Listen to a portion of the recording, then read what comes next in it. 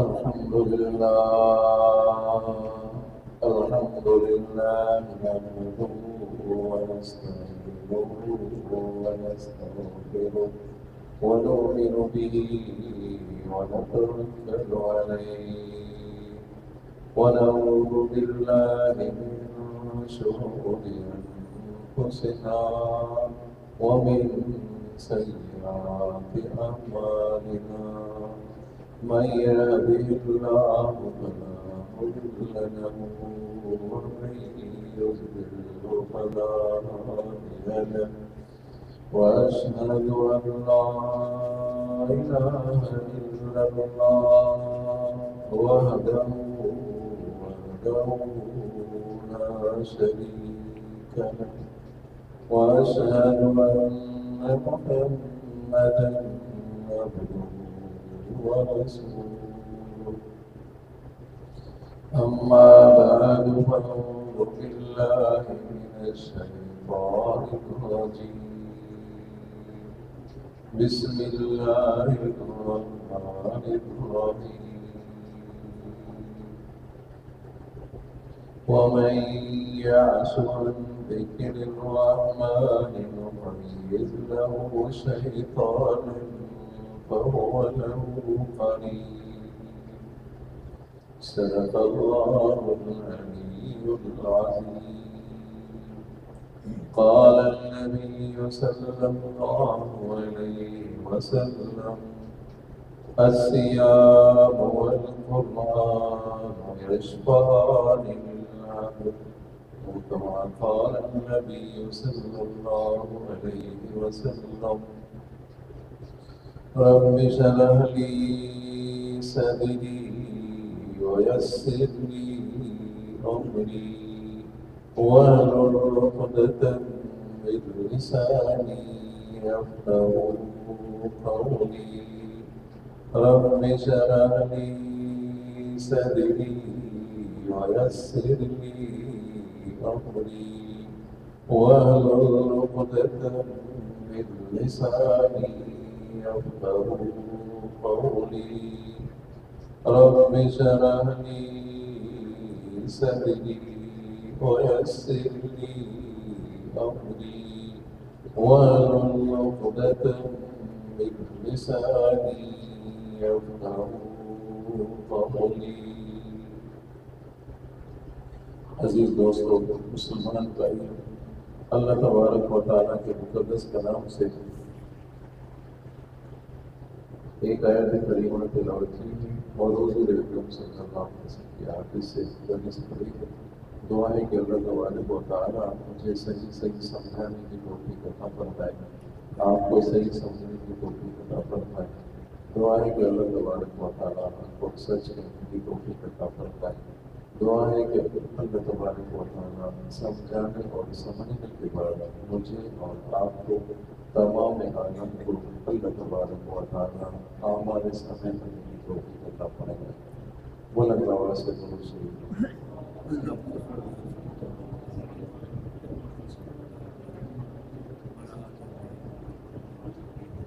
اللهم صل على محمد وعلى آل محمد كما صليت على إبراهيم وعلى آل إبراهيم إنك حميد مجيد اللهم بارك على محمد وعلى آل محمد كما باركت على إبراهيم وعلى آل إبراهيم إنك حميد مجيد۔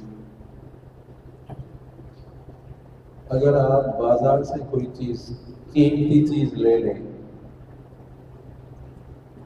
یا باہر ممالک سے کوئی چیز آپ خریدیں تو اس چیز کے ساتھ ایک پرچہ ہوتا ہے، اس مشین کے ساتھ ایک پرچہ ہوتا ہے کہ اس چیز کو اس طریقے سے آپ استعمال کریں گے۔ ہوتا ہے نہیں ہوتا؟ کوئی بھی اگر قیمتی چیز آپ لے لیں یا باہر ملک سے منگوائیں تو کوئی ایک پرچہ اس میں ہوتا ہے کہ اس طریقے سے اس کو استعمال کرو۔ اگر اس طریقے سے استعمال کریں گے تو یہ چیز آپ کے پاس پائیدار رہے گی۔ اگر اس کے ضابطے کے مطابق نہیں چلیں گے تو یہ چیز، یہ مشین، یہ گاڑی آپ کے پاس پائیدار نہیں رہے گی. بھی اسی طرح اللہ تبارک و تعالیٰ نے ایک ضابطہ دیا، ایک اصول دیا، ایک قانون دیا، وہ ہے قرآن پاک. اپنی زندگی کو اس طریقے سے ڈھالو تو کامیاب ہو جاؤ گے.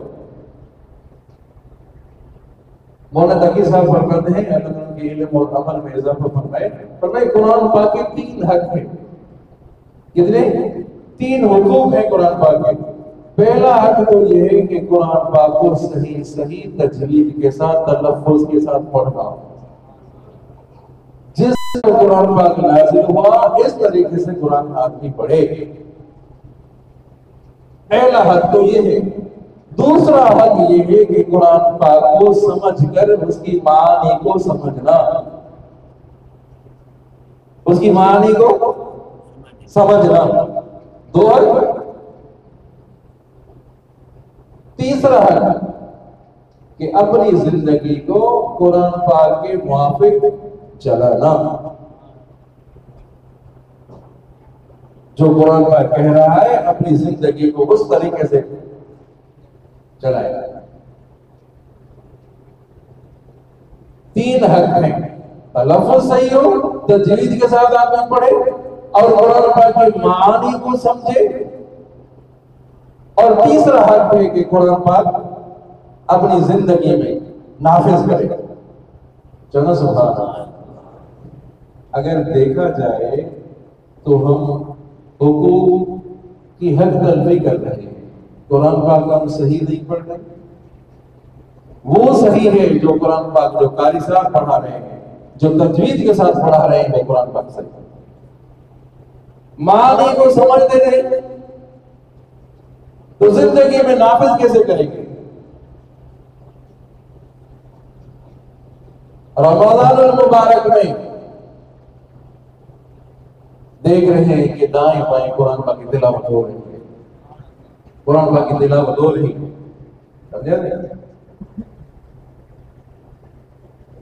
پھر رمضان مبارک کے بعد قرآن پاک کو الماری میں رکھ دیتے، بس جلاب میں رکھ دیا. پھر سال کے بعد پھر رمضان مبارک میں پھر کھول دیا. ایسا ہے کہ نہیں؟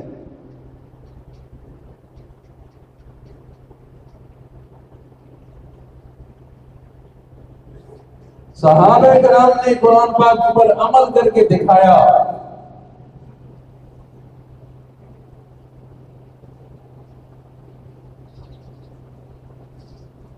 اس وجہ سے صحابہ کرام کا درجہ بلند ہو گیا.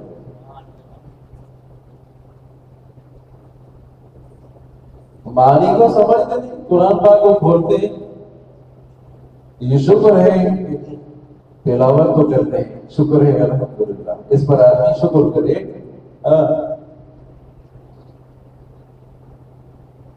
آپ علیہ الصلوۃ والسلام نے فرمایا میری امت کی بہترین عبادت قرآن کی تلاوت ہے.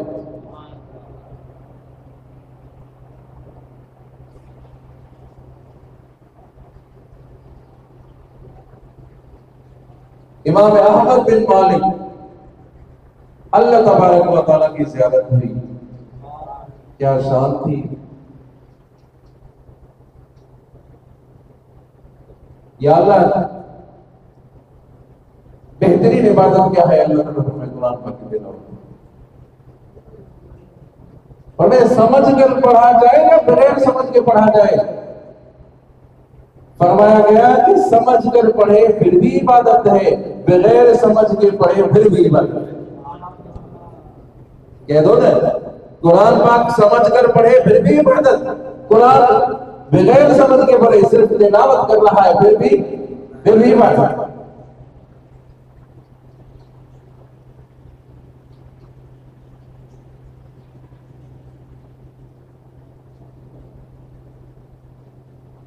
جب قرآن پاک کی تلاوت کرتے ہیں اور قرآن پاک کا ختم نکالتے ہیں، اس چیز کا خیال کریں عزیزو. قل اعوذ برب الفلق قل اعوذ برب الناس ختم کیا. میرا جنت والناس ختم کرتے ہیں، ختم کرتے ہیں دعا کرنا. ایسا نہ کریں، ایسا ہرگز نہ کریں. کیوں کہ قرآن پاک ختم ہونے والی چیز نہیں. جیسے ہی آپ قرآن پاک والناس پڑھائیں اور سمجھا بھی میرا جنت والناس پڑھ دیں تو پھر الف لام میم سے شروع کریں، سورہ فاتحہ سے شروع کریں. کہہ دو سورہ فاتحہ سے شروع کریں، الف لام سے شروع. چند آیات پڑھ کر پھر دعا کریں. ایسا ہرگز نہ کریں کہ بھائی والناس پر ختم کر دعا کریں، ایسا ہرگز نہ کریں.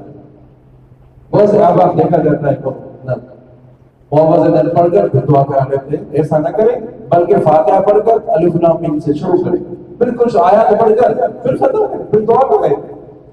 ایک تو اس چیز کا خیال کریں. دوسرا کہ جب قرآن پاک ختم ہو جائے تو ختم ہونے کے بعد پھر دعا اہتمام کے ساتھ کریں. دعا میں پوری عاجزی کے ساتھ دعا مانگیں تو ختم قرآن پر اللہ تبارک و تعالیٰ دعائیں قبول فرماتا ہے. اس چیز کا خیال ہے.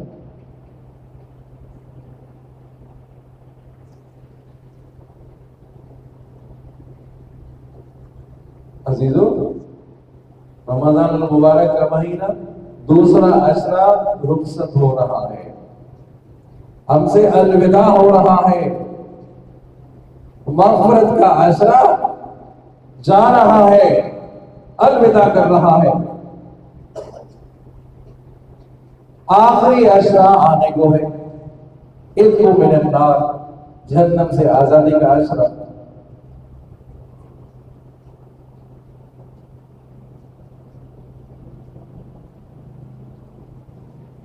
آپ علیہ السلام کی سیرت طیبہ کا مطالعہ کریں تو آپ صلی اللہ علیہ وسلم آخری عشرہ میں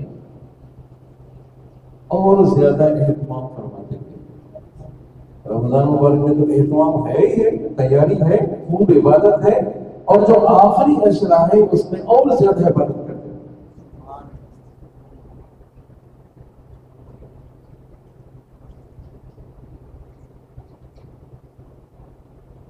پہلی بات ایقظ اہلہ شد میزرہ ایقظ اہلہ احیا لیلہ. تین باتوں پر زیادہ توجہ. آپ صلی اللہ علیہ وسلم آخری عشرے میں اپنی چادر مبارک کو کس کر باندھتے تھے. جیسے نا کوئی اہم کام ہو، کوئی تیاری کرنے یہ کام کرنا ہے تو پھر چادر باندھتے. سمجھا نہیں؟ وہ چادر باندھتے سخت، کیونکہ شدہ میزر ہوا، اپنے چادر کس کر باندھتے تھے. دوسرا آیا لیلہ، پوری رات عبادت کرتے. تیسری بات ایقظ اہلہ، گھر والوں کے پاس جاتے تو اٹھو، یہ راتیں سونے کی نہیں، یہ جاگنے کی رات. کیا بات ہے، کیا کر رہے ہیں ہم عزیزوں؟ ہماری نمازیں بھی چھوٹ رہی ہیں، روزے بھی جا رہے ہیں، پرواہ ہی نہیں ہے عزیزوں. پھر دعویٰ یہ ہے کہ ہم مسلمان ہیں، اللہ اور اس کے رسول کی نافرمانی کر رہے ہیں.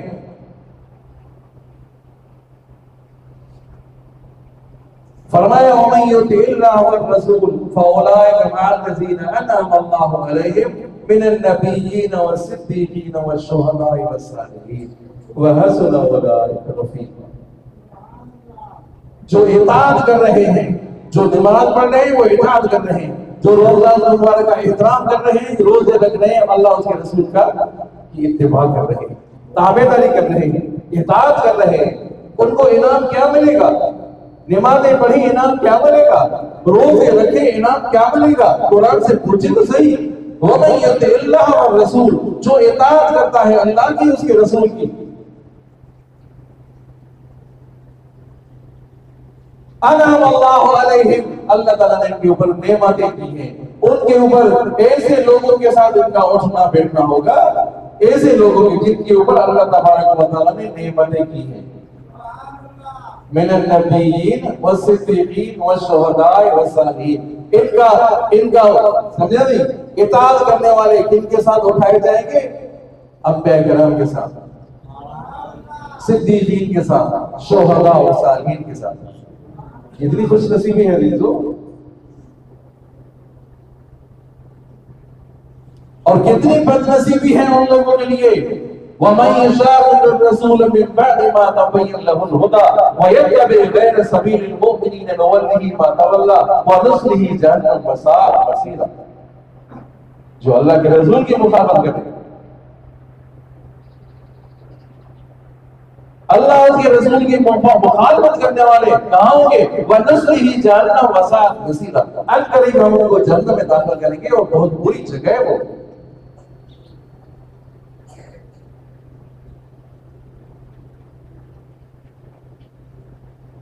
انسان کو جو فضیلت ملی وہ علم الہی کی وجہ سے ملی.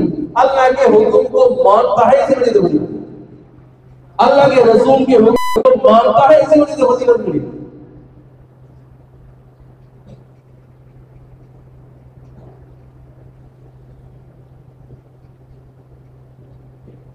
اللہ کا فرمان روزہ تمہارے پر فرض ہے.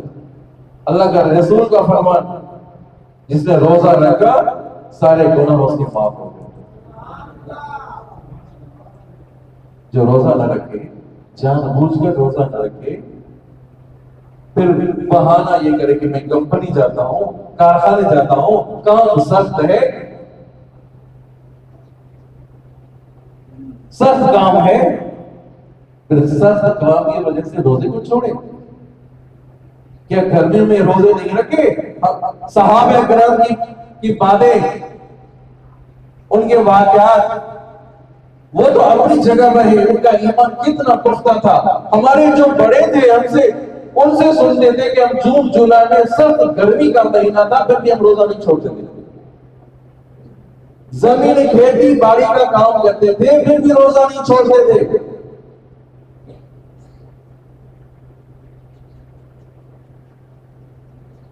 پنکھے چل رہے ہیں ماشاءاللہ، ایسی چل رہی ہے، اس کے باوجود روزہ نہیں، اس کے باوجود نمازوں میں ہوتا ہے.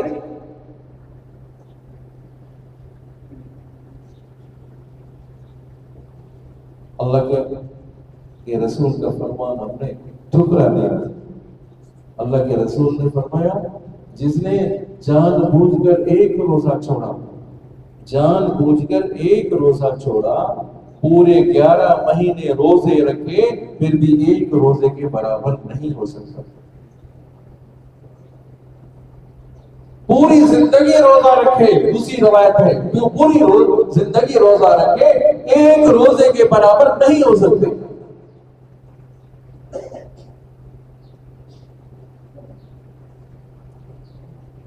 کیا وجہ ہے عزیزو؟ جو اللہ کے فرمان کو، اللہ کے رسول کے فرمان کو ٹھکرا رہے ہیں کہ ایمان کی کمزوری. قرآن پر ایمان کمزور ہو گیا.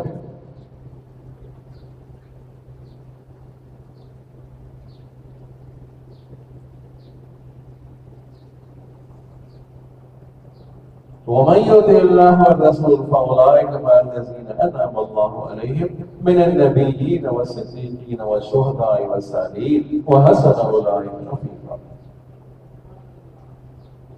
کتنا بڑا انعام مل رہا ہے عزیزو. فرمان برداروں کو کتنا انعام مل رہا ہے. دنیا میں خوشخبری مل رہی ہے ان کو. جو فرمان برداری کرنے والے ہیں ان کو دنیا میں خوشخبری مل رہی ہے. اتنا بڑا انعام مل رہا ہے.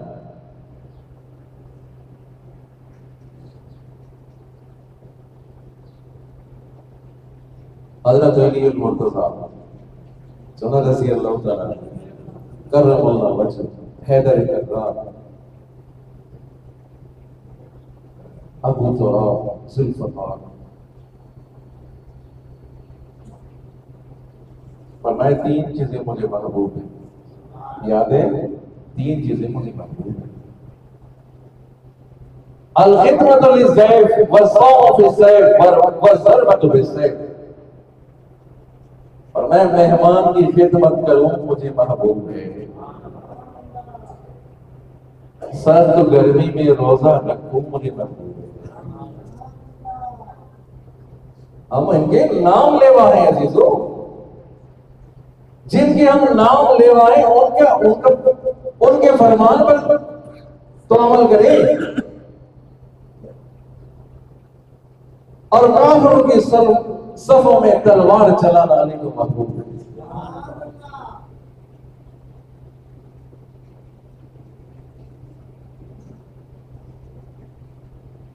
الصیام والقرآن،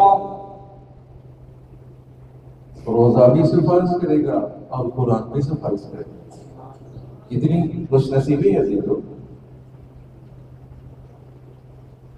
روزہ کہے گا یا اللہ کھانے پینے سے میں نے روکا تھا، رک گیا تھا۔ قرآن کہے گا یا اللہ اس نے مجھے کھول کر پڑھا تھا، میری سفارش قبول کر دیا۔ پھر بھی ہم تلاوت نہ کریں، پھر بھی تلاوت سے دور۔ اور آپ صلی اللہ علیہ وسلم نے فرمایا جس کے سینے میں قرآن نہیں وہ ویران گھر کے مثال ہے۔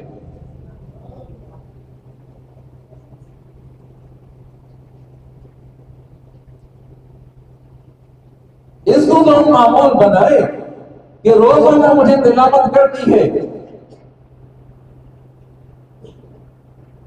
کتنا بھی بڑا کام ہو اس کو پیچھے کریں، پہلے تلاوت کرنی ہے۔ کتنا بھی بڑا کام ہو، مجھے مسجد میں بیٹھنا ہے، مجھے نماز پڑھنی ہے، پیچھے کرو۔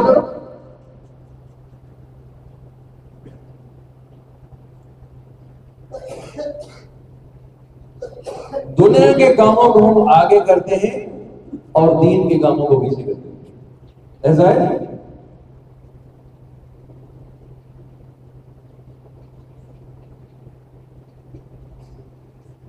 صحابہ کرام کی زندگی مبارک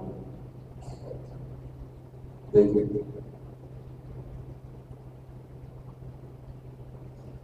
نظر کرے حضرت صدیق اکبر ہیں 14 رضی اللہ تعالیٰ،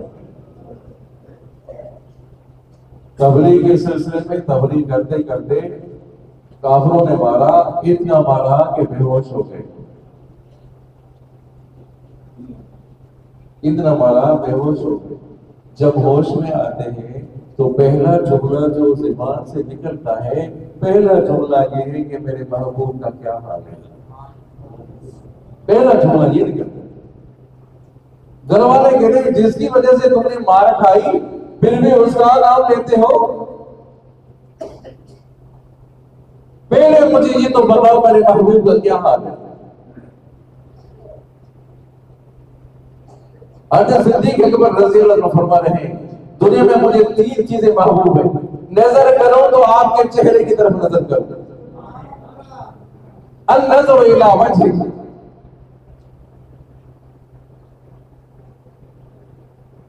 مسجد نبوی میں آئے اور کبھی دروازے سے کبھی کھڑکی سے دیکھ رہے ہیں، کسی نے پوچھا کہ حضرت کیا بات ہے؟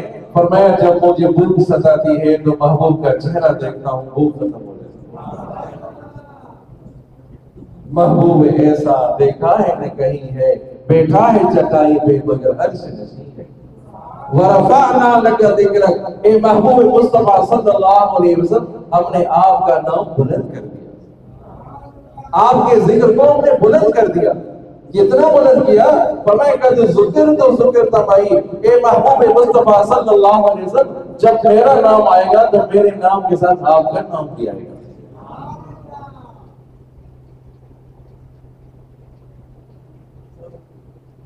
نظر کروں تو آپ کے چہرے کی طرف نظر کروں۔ میری بیٹی اما عائشہ صدیقہ رضی اللہ عنہا امہات المومنین آپ کے گھر میں ہو، یہ مجھے محبوب ہے، اور آپ کا حکم ہو سارے گھر کا مال خرچ کروں اللہ کی رضا کی خاطر، یہ مجھے محبوب ہے۔ یہی تو وجہ تھی عزیزو، یہی تو وجہ تھی کہ محبوب مصطفیٰ صلی اللہ علیہ وسلم کی اطاعت کی، فرما برداری کی۔ اللہ تبارک و تعالیٰ نے قرآن پاک میں ذکر فرما دیا، اذ ہما فی الغار اذ یقول لصاحبہ لا تحزن ان اللہ معنا۔ ہجرت کا واقعہ یاد کرو،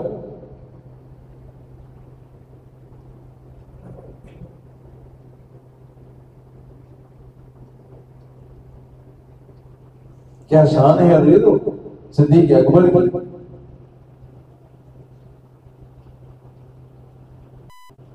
جب آپ صلی اللہ علیہ وسلم ہجرت کے لیے جا رہے ہیں اور آپ نے بستر حضرت علی المرتضیٰ کو سنا دیا.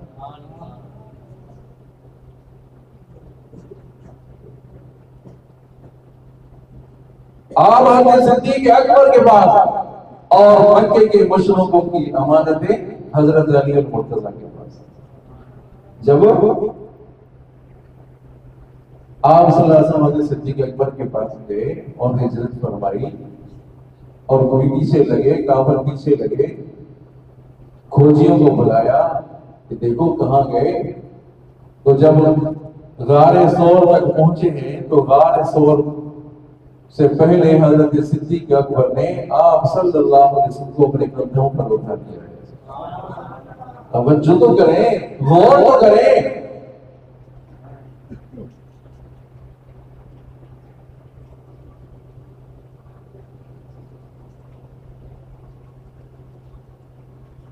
دیکھ رہے کھوجی، دیکھ رہے کہ یہ اس طرف گئے، اس طرف گئے.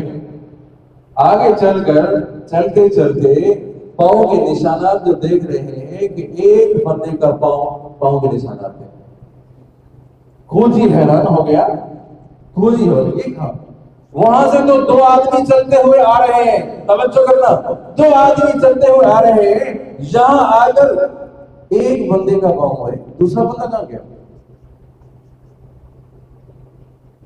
ابو جہل والے ان کے ساتھ، بتاؤ تو صحیح کہاں تمہیں اتنی فیس ملی ہے، پیسے ملے، کہاں گئے دوسرے؟ بتاؤ. میری سمجھ نہیں آیا. دوسرے کھوجی کو بلایا، کہاں گئے دوسرا؟ وہاں سے دو بندے چلے ہیں. چلتے چلتے اب آگے ایک بندے کا پاؤں آ رہا ہے، پاؤں کے نشان ہے. دوسرے بندے کہاں، دوسرا بندہ کہاں گیا؟ تو آگے کیا ہوا؟ تو صدیق اکبر نے آپ صلی اللہ علیہ وسلم کو کندھے پر اٹھا دیا. تو نشان ایک کے تھے، نشان ایک کے تھے، رہیں گے نا.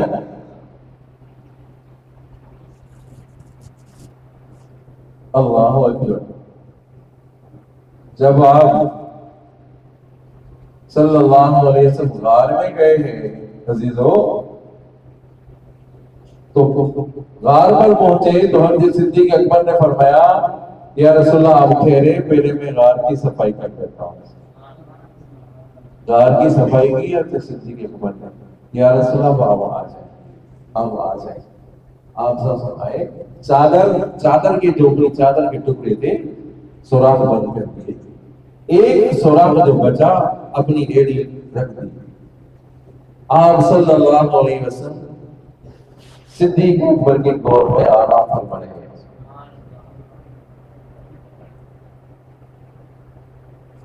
آپ حضرت علی المرتضیٰ کا تذکرہ بھی کریں، ان کا تذکرہ بھی کریں. جو بستر پر سویا وہ بھی ان کا شان بھی نرالا ہے. جو ان کا شان بھی، جس کی گود بستر بنی اس کا شان بھی، سب کہہ دو نا، اس کا شان بھی نرالا ہے. دونوں کا تذکرہ کریں. اس کا تذکرہ نہ کرنا بھی عبادت ہے اور اس کا تذکرہ کرنا بھی عبادت ہے.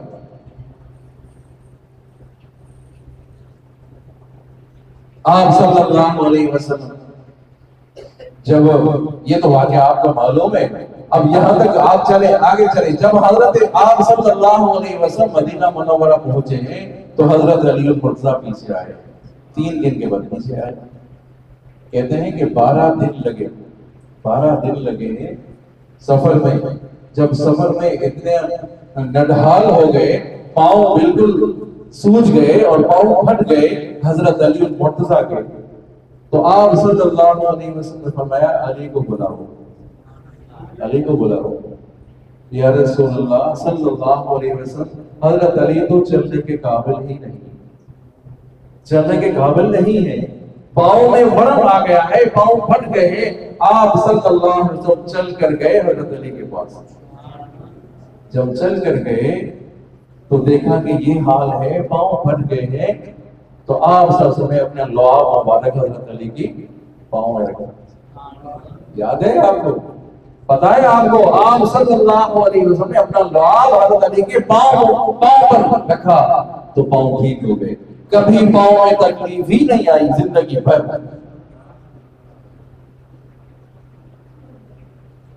آپ صلی اللہ علیہ وسلم جنگ بدر میں ہیں. 17 رمضان میں جنگ بدر ہوئی ہے. آپ صلی اللہ علیہ وسلم میں ہیں, دعا فرما رہے ہیں اور اتنی عاجزی کر رہے ہیں, رو رہے ہیں. تو حضرت صدیق اکبر فرما رہے ہیں بس یا رسول اللہ, بس کریں, آپ کی رونے کی وجہ سے یہ میرا بھی یہ حال ہو گیا.